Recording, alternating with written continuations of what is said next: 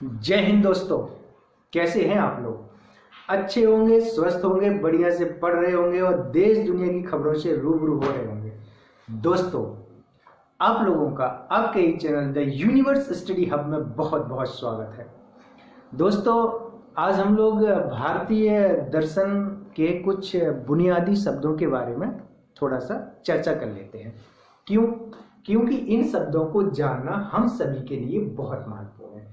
जरूरी नहीं है कि हमको कोई एग्जाम पास करना हो, हमको कोई अधिकारी बनना हो या हमको कोई बहुत बड़े पद पे पहुंचना हो तब हम इन शब्दों के बारे में जाने। नहीं दोस्तों, ऐसा नहीं है। ये शब्द हम सभी लोगों को जानना जरूरी है क्योंकि इससे जन जागरूकता बढ़ती है। जन जागरूकता बढ़ती है तो हम अपने अधिकारों की बात करते हैं। जब हम अपने अधिकारों की बात करते हैं तो हम समानता की बात करने लगते हैं। अगर हम समानता की बात करते हैं तो फिर उससे हमारा भारतीय संविधान जो है वो दिन दुगना और रात चौगनी तरक्की करता है। अर्थात जो भारतीय संविधान के प्रिंसिपल्स हैं, सिद्धांत हैं, नियम है, कायदे हैं, कानून है, वो जमीनी स्तर पर पहुंच जाते हैं। तो इसके लिए हमें कुछ बुनियादी शब्दों का अर्थ जानना बहुत जरूरी है। जैसे एक शब्द होता है दोस्तों, पूर्वाग्रह। एक शब्द क्या होता है? पूर्वाग्रह। जैसे यहाँ पे लिखा हुआ है पूर्वाग्रह, यहाँ पे लिखा हुआ है पूर्व मान्यता और यहाँ पे लिखा हुआ है तर्क बुद्धि। तो पूर्वाग्रह, पूर्व मान्यता, तर्क बुद्धि। दोस्तों, पूर्वाग्रह का मतलब क्या होता है कि जैसे हम किसी व्यक्ति से मिलते हैं, ठीक है, वो विशेष धर्म का है, विशेष जाति का है या वो विशेष नस्ल का है, विशेष लिंग का व्यक्ति है, तो हम पहले से मान लेते हैं कि ये तो यार इस जाति का है, ये तो यार इस धर्म का है, तो ये तो ऐसा होगा, ये तो ऐसा होगा। जैसे अभी मैं कहीं कोई एक मूवी देख रहा था तो उस मूवी में एक व्यक्ति पाकिस्तान से किसी के घर में घुस आता है, तो वो एक महिला रहती है वहाँ पे और वो महिला क्या करती है कि तुम तो पाकिस्तानी हो तो तुम तो आतंकवादी होगे। वो बोल रहा है नहीं, हर पाकिस्तानी आतंकवादी थोड़ी होता है। लेकिन अब ये क्या, ये पूर्व मान्यता ही तो थी कि अगर कोई पाकिस्तानी है तो वो आतंकवादी होगा। अर्थात अगर वो पाकिस्तान से बिलोंग करता है तो वो आतंकवाद को प्रमोट करता होगा या आतंकवाद से जुड़ी बहुत सारी घटनाओं में सम्मिलित पाए गए जो व्यक्ति हैं वो पाकिस्तान के थे। तो उसके दिमाग में पहले से क्या बैठा है कि अगर ये पाकिस्तानी है तो ये आतंकवादी होगा। तो दोस्तों, ये शब्द है पूर्वाग्रह। अर्थात पहले से हमारी मान्यताएं ऐसी हो जाती हैं कि वो व्यक्ति क्या है, कैसा है, उसको हम वैसे नहीं समझ पाते हैं।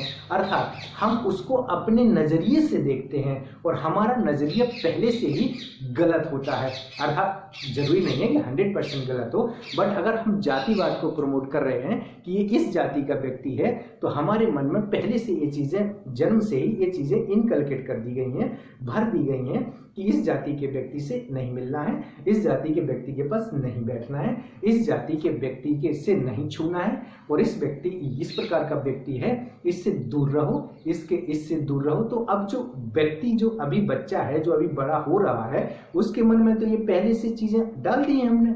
तो अब वो सामने वाले को ऐसे ही तो देखेगा कि नहीं देखेगा। तो इसको क्या, किसी भी चीज से रिलेटेड पूर्वाग्रह हो सकता है, धर्म से लेके, जाति से लेके, महिलाओं से लेके। जैसे महिलाओं से लेके कोई पूर्वाग्रह बन गया कि महिलाओं को ज्यादा स्वतंत्रता नहीं देनी चाहिए, अगर महिलाओं को ज्यादा स्वतंत्रता दी तो इसका उपयोग करेंगी, या महिला मतलब घर की चार दीवारी के अंदर ही शोभा देती है, उसको घर से बाहर नहीं निकालना चाहिए, या महिला ये है, या महिला वो है। तो लिंग के आधार पे आपने पहले से पूर्वाग्रह डाल दिए कि महिलाओं को सम्मान नहीं देना चाहिए, उनको ज़्यादा मुंह नहीं लगाना चाहिए, उनको ज़्यादा किसी से बोलने नहीं देना चाहिए। क्यों? क्योंकि अगर ऐसा करेंगी तो फिर वो घर बर्बाद करेंगी। तो दोस्तों, ये क्या है, पूर्वाग्रह है कि नहीं? क्या पुरुष के लिए हमने ऐसे पूर्वाग्रह बनाए कि महिलाओं को बाहर नहीं जाने देना चाहिए, नौकरी नहीं करने देना चाहिए? तो दोस्तों, ये एक शब्द हुआ पूर्वाग्रह, इसको हम बोलते हैं पूर्वाग्रह। तो दोस्तों, यही तो है पूर्वाग्रह कि पहले से किसी भी चीज को लेकर के हमने पहले से मान लिया कि वहां भूत रहता है, मान लिया कि उस खंडहर जगह जो है वहां पे भूत रहता है। अब भैया भूत रहता है कि नहीं रहता है हमने तो कभी नहीं देखा, लेकिन अब मतलब हमारे पूर्वज हैं, हमारे बड़े बुजुर्ग हैं, वो कहते रहे कि उस खंडहर में भूत रहता है उस जगह। तो अब हम कैसे जाएंगे? हम पहले से ही मान लिए कि वहां भूत रहता है, तो हम जाएंगे तो हम डरेंगे, और डरेंगे तो भूत रहता हो चाहे ना रहता हो, भूत दिख भी जाएगा। क्योंकि ये भी तो एक मान्यता है ना कि भय का भूत होता है, अर्थात मन में हमने इमेज बना ली। भूत का इमेज भी तो हमें फिल्मों में ही दिखने को मिलता है, रियल में आज तक आपने देखा कि चुड़ैल ऐसी होती है, बड़े बड़े दांत होते हैं, बड़े बड़े हाथ होते हैं, उसके बाल ऐसे होते हैं, बहुत सफेद कपड़ा काला कपड़ा पहने रहती है। देखा आपने कभी चुड़ैल को? आप अपने अनुभव से बताइए, आप 30 साल के होंगे, 35 साल के होंगे, 40 साल के होंगे, 60 साल के होंगे, आपने कभी चुड़ैल को देखा क्या? बिना किसी के बताए कि वहाँ चुड़ैल रहती है। आप दुनिया में कहीं भी जा सकते हैं, अगर आप उस जगह के बारे में नहीं जानते हैं तो, कि ये जगह कैसी है। आप जंगल में सो सकते हैं, आप मरघट में सो सकते हैं, वहाँ पार्टी कर सकते हैं, अगर आपको ये नहीं पता कि ये मरघट है। लेकिन अगर आपको पता चल जाए कि ये मरघट है, तो क्या आप वहाँ रात में जा सकते हैं? जा सकते हैं कि इतने शरीर यहाँ पे जल गए हैं, इतनी आत्माएं होंगी, भूत प्रीत होंगे। क्यों होंगे भूत प्रीत? जब जीव भस्म है, ये देह है, इसी के अंदर आत्मा परमात्मा दोनों है। तो दोस्तों आप देखिए, ये है पूर्वाग्रह, और इन्हीं को कहते हैं पूर्व मान्यताएं। अर्थात कुछ ऐसी मान्यताएं होती हैं जो पहले से मान ली जाती हैं, अर्थात मानना और जानना दोनों में अंतर है। तो पूर्व मान्यता ऐसी मान्यताएं होती हैं जो हमने पहले से मान ली हैं, कि जैसे हमने पहले मान लिया था कि सूर्य जो है वो घूम रहा है और पृथ्वी जो है वो स्थिर है। सूर्य जो है वो घूम रहा है और पृथ्वी जो है वो स्थिर है। बहुत बड़ी संख्या में ऐसा लोग मानते थे, बहुत बड़ी तादाद में ऐसा लोग मानते थे, बहुसंख्यक लोग ऐसा लोग मानते थे। लेकिन दोस्तों जब कोपरनिकस बोलता है कि नहीं, सूर्य नहीं घूम रहा है, पृथ्वी सूर्य की परिक्रमा लगा रही है, तो दोस्तों क्या ये पूर्व मान्यता का खंडन नहीं हुआ था? क्या ये पूर्व मान्यता के विरोध तर्क नहीं था? आज भी हम संसार के बारे में कितना जानते हैं? इतना सा जानते हैं, इतना सा। चाहे वो साइंस के द्वारा हो, चाहे वो भूगोल के द्वारा हो, चाहे वो किसी भी विषय के बारे में हो, हम जगत के बारे में अभी बहुत कुछ नहीं जानते हैं, बल्कि निरंतर जानने का प्रयास कर रहे हैं। और वो सिद्धांत हैं जिनसे हम जाने हैं कि ऐसा हुआ था। अर्थात 4.5 अरब वर्ष पहले पृथ्वी का निर्माण हुआ, और उससे भी पहले 13.5 अरब वर्ष पहले हमारे ब्रह्मांड का निर्माण हुआ। तो कैसे हुआ? ये एक सिद्धांत है कि ऐसे हुआ। अर्थात आज भी हम मतलब कि पूरी विश्वसनीयता के साथ, पूरे प्रमाणों के साथ ये बिल्कुल नहीं कह सकते कि संसार ऐसे ही बना था। हाँ, ऐसा हमें पढ़ाया जाता है, और जितना पढ़ाया जाता है, जितना अभी तक रिसर्च हो चुके हैं, जो सिद्धांत बन चुके हैं, उतने अभी तक सत्य हैं। मतलब अभी तक हमारे विश्वासों पर वो खरे उतरे हैं। और किसी भी विषय के बारे में हम तभी जानते हैं जब वो हमारे विश्वासों के बारे में खरे उतरते हैं। तो दोस्तों पूर्व मान्यता हो गई।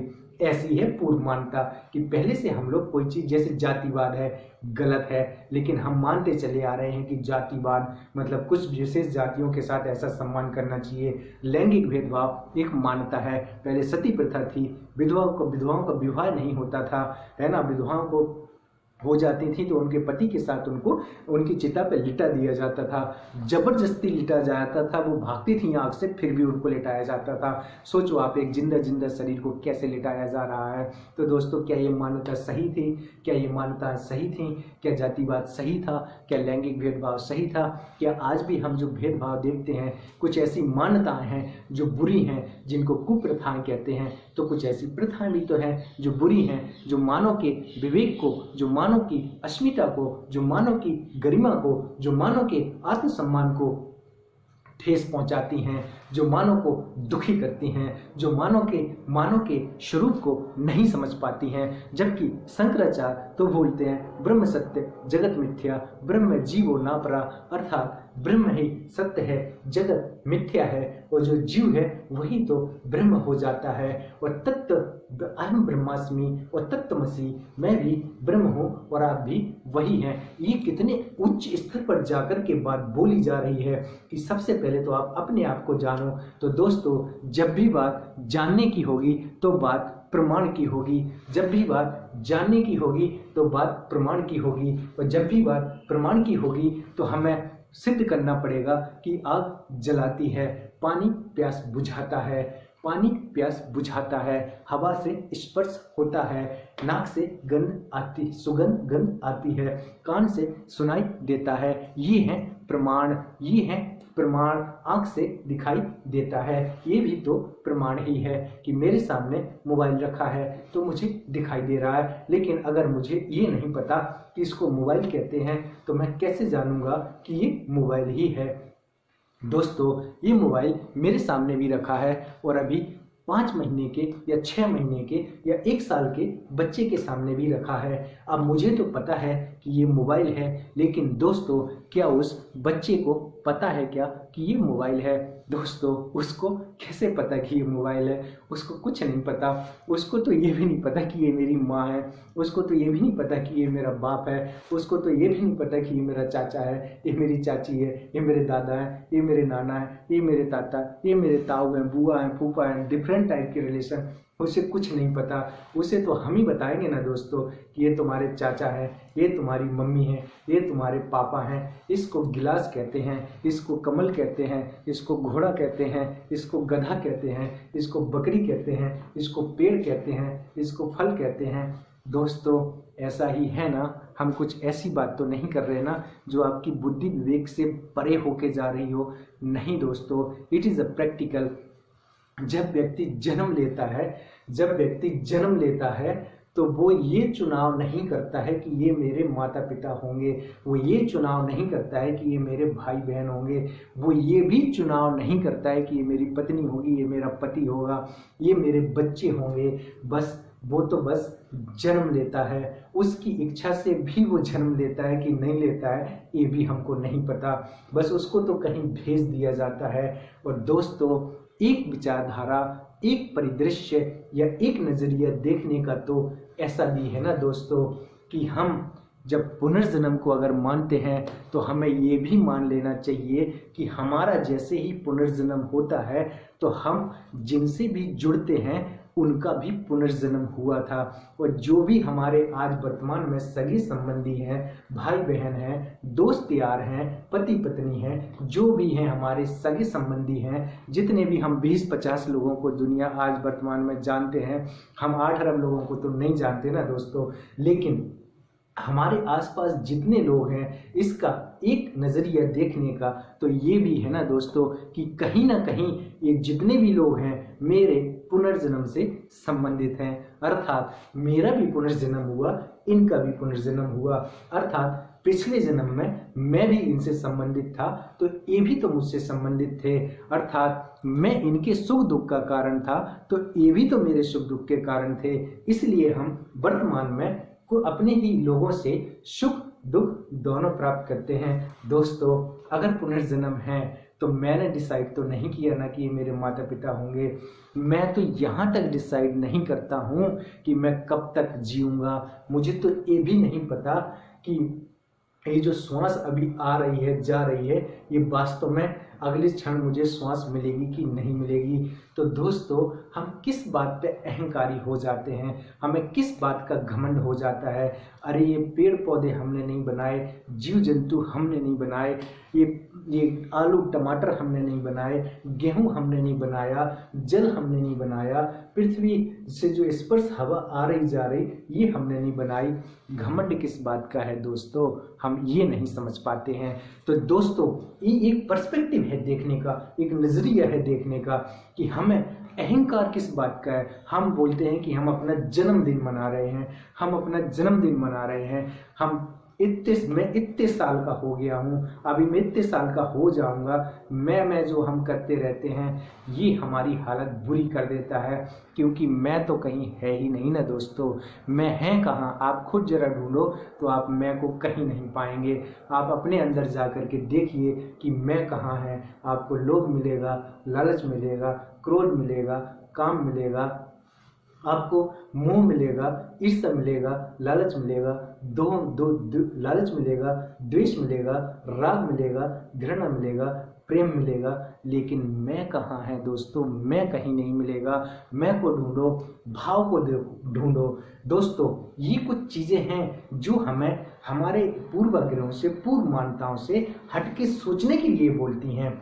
उसी पर्सपेक्टिव में दर्शन में कुछ शब्द होते हैं जो हमें किसी चीज को जानने के माध्यम बनते हैं। एक बात बताओ दोस्तों, क्या हम लोगों को कभी भी प्रेम के बारे में सिखाया जाता है, कभी भी लोभ के बारे में सिखाया जाता है, कभी भी लालच के बारे में सिखाया जाता है, कभी भी क्रोध के बारे में सिखाया जाता है?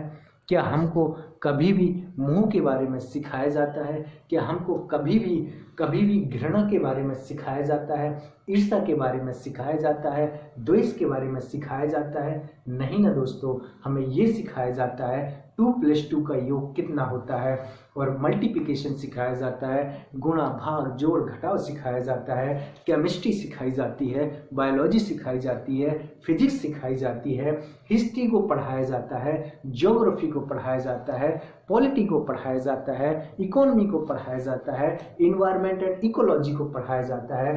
पर दोस्तों, क्या कभी भी हमें ये पढ़ाया जाता है कि क्रोध ऐसे करते हैं, है ना, लोग मोह ऐसे करते हैं, प्रेम ऐसे करते हैं? सिखाया जाता है क्या? आज तक आपने कोई क्रोध की क्लास की क्या दोस्तों?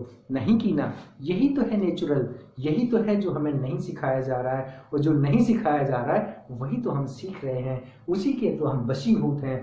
तो दोस्तों, यही तो जानना है अपने बारे में कि हु आर यू, आप आखिर हैं कौन, आपका अस्तित्व क्या है इस संसार में, आपका वैल्यू क्या है इस संसार में, आपको जानता कौन है इस संसार में, आपकी आपकी आपकी एक बड़ा शब्द, मतलब कठोर शब्द अगर मैं बोलूं तो आपकी औकात क्या है इस संसार में, हो कौन तुम इस संसार में? बहुत बड़े करोड़पति हो, बहुत बड़े अरबपति हो, बहुत बड़े बिजनेसमैन हो, बहुत क्या हो तुम, हो क्या तुम इस संसार में, क्या हो और क्या है जो तुम्हारा रहने वाला है? ये हाड़ मास है, ये हाड़ मास है, ये तो तुम्हारा है नहीं, ये तो तुम्हारा है नहीं। अग्नि में धू धू करके जल जाता है, पता चलता है तुम्हें? कुछ पता चलता है तुम्हें? कुछ नहीं पता चलता है। तो दोस्तों, यही तो अहंकार को, ये समझ ही तो है जो अहंकार को दूर करती है। यही समझ तो है जो मुझे मानव से मानव को प्रेम करने के लिए मजबूर करती है। यही समझ तो है कि जो मुझे बताती है कि जो आज कल नहीं है वो आज भी तो नहीं है, जो मरना है जिसको वो मर ही तो चुका है, वो फिर कितने दिन जिएगा, 60 साल जिएगा, 70 साल जिएगा। लेकिन हमें इतना मोह रहता है अपने आप से, अपने शरीर से, अपने बालों से, अपने कपड़ों से, कि हमें बाहर के जो आपसी रिश्ते होते हैं वो तक नहीं दिखाई देते इन संसाधनों की चपेट के कारण। तो दोस्तों, हम लोग ने देखे कि कुछ पूर्वाग्रह एक शब्द है, पूर्व मान्यता एक शब्द है, और तर्क बुद्धि वही है कि जब तक आप किसी चीज से सेटिस्फाई ना हो जाएं, संतुष्ट ना हो जाएं, तब तक आप तर्क करो, सामने वाले से पूछो कि ऐसा क्यों, ऐसा क्यों, ऐसा क्यों, ऐसा क्यों, क्यों, हमेशा प्रश्न चिन्ह लगा दो पीछे कि क्यों, तुम्हारी बात हम क्यों माने, हम क्यों माने कि ईश्वर है, हम क्यों माने कि पुनर्जन्म होता है, हम क्यों माने कि आत्मा है, हम क्यों माने कि हम शरीर हैं, हम क्यों ना माने कि हम आत्मा है। दोस्तों, हमेशा प्रश्न चिन्ह लगा करके रखो, और इससे आप तर्क करो और सामने वाले से पूछते जाओ, पूछते जाओ, पूछते जाओ, जब तक सेटिस्फाई ना हो जाओ तब तक पूछते जाओ। अगर वो नहीं बता पाता है तो आप उन चीज़ों को क्यों मानेंगे? अगर वो आपको सेटिस्फाई कर देता है कि आग जलाती है, तो ये तर्क है कि आग जलाती है, तो आग में हाथ धर लो और पता चल जाए कि आग जलाऊ कि नहीं जलाऊ। ठीक है, आग में हाथ धर लो, पता अपने आप चल जाए। ये है प्रमाण, ये है साधन, ये है स्रोत ज्ञान का प्राप्ति का। तो दोस्तों, दर्शन में कुछ शब्द होते हैं, जैसे प्रमा मतलब शुद्ध ज्ञान, प्रमेय मतलब ज्ञान का विषय, प्रमाता मतलब जानने वाला। जैसे कोई प्रमाता है, कोई प्रमेय है, मतलब वो शुद्ध ज्ञान है। जैसे आग जलाती है, अब इसका खंडन नहीं कर सकते आप, जब भी आप आग को छुएंगे वो जलाएगी ही। इतने सारे लोगों के अनुभव बताते हैं कि आग जलाती है, कोई व्यक्ति अभी तक ऐसा नहीं मिला जिसको आग ने ना जलाया हो। हाँ, बहुत बड़े साधु संत तपस्वी ना रहे हों, जिनको शरीर से कुछ मोह ही नहीं है, तो आत्मा तो नैनम छिदंती शस्त्राणी नैनम दहीते पावका ना चैनम क्लीदंतापो ना शोषिते मारुता। फिर आत्मा को कौन जलाएगा भाई? आत्मा को तो अग्नि जला नहीं सकती, वायु जल भिगो नहीं सकता, वायु सुखा नहीं सकती, शस्त्र काट नहीं सकते। तो अगर कोई शरीर के स्तर से बहुत ऊपर उठ चुका है तो उसको कौन जलाएगा फिर? लेकिन समान मानवीय की जितने भी हैं हमारे, ऐसा कोई नहीं होगा जिसको आग नहीं जलाती होगी। तो आग जलाती है, ये पूर्णतः सत्य ज्ञान है, ये पूर्णतः शुद्ध ज्ञान है, इसी को प्रमा बोलते हैं।